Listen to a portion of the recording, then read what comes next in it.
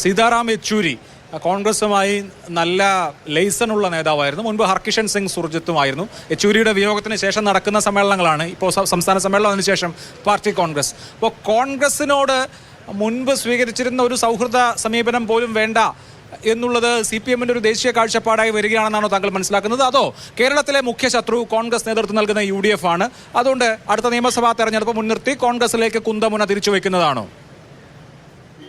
CPM-ന്റെ ഈ വർത്തമാനകാല സ്ഥിതിയിലെ ഒരു ഒരു ഒരു എന്താ പറയാ, ഒരു അസന്തുലിതയുടെ ലക്ഷണമാണ്, അല്ലെങ്കിൽ അതിന്റെ പ്രകടനമാണ് ഈ കാണുന്ന ഒരു കോൺഗ്രസിനോടുള്ള ശക്തമായ വിമർശന രീതി എന്ന് എനിക്ക് തോന്നുന്നു. കാരണം കേരളത്തിലെ ഇന്നിപ്പോ CPM ഇന്ത്യയിൽ വാസ്തവത്തിൽ കേരളത്തിൽ ഉള്ളതുപോലെ ഉള്ള ഒരു രാഷ്ട്രീയ ശക്തിയായിട്ട് ഇന്ത്യയിൽ എവിടെയുമില്ല. അതുകൊണ്ട് തന്നെ CPM-ന്റെ നയങ്ങളിൽ ഒരുപക്ഷെ അതിര് കടന്ന സ്വാധീനവും നിയന്ത്രണവും ഒരു തരത്തിലുള്ള സമ്മർദ്ദവും സ്ഥാപിക്കാൻ കേരളത്തിലെ CPM-ന് കഴിയുന്നുണ്ട് എന്നുള്ളത് ആണ് ഇപ്പോഴത്തെ ഒരു സത്യം. അത് പലതരത്തിൽ നമുക്കത് പ്രകടമാണ്. അത് വ്യക്തികളുടെ കാര്യത്തിലായാലും നേതൃത്വത്തിൽ നയങ്ങളുടെ കാര്യത്തിലായാലും ഒക്കെ.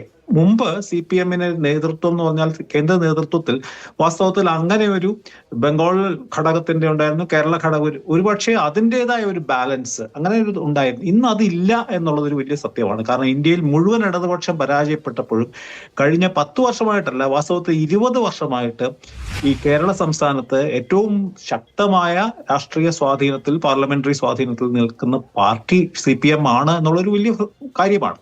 അപ്പോൾ അതിൻ്റെതായിട്ടുള്ള സ്വാധീനം, അപ്പോൾ കേരളത്തിലെ തീർച്ചയായിട്ടും ഇടതുപക്ഷത്തിന്റെ അല്ലെങ്കിൽ CPM-ന്റെ ഏറ്റവും പ്രധാനപ്പെട്ട രാഷ്ട്രീയ എതിരാളി കോൺഗ്രസ് ആണ്.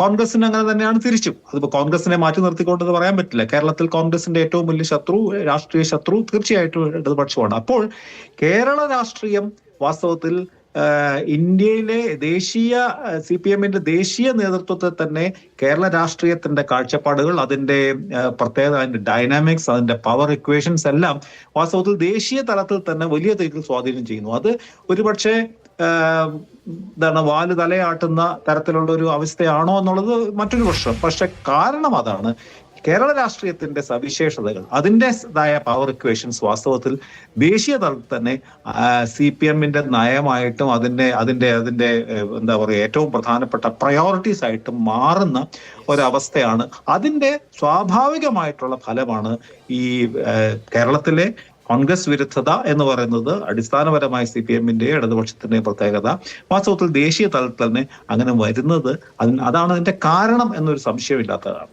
എന്നാണ് എനിക്ക് തോന്നുന്നത്. ശരി.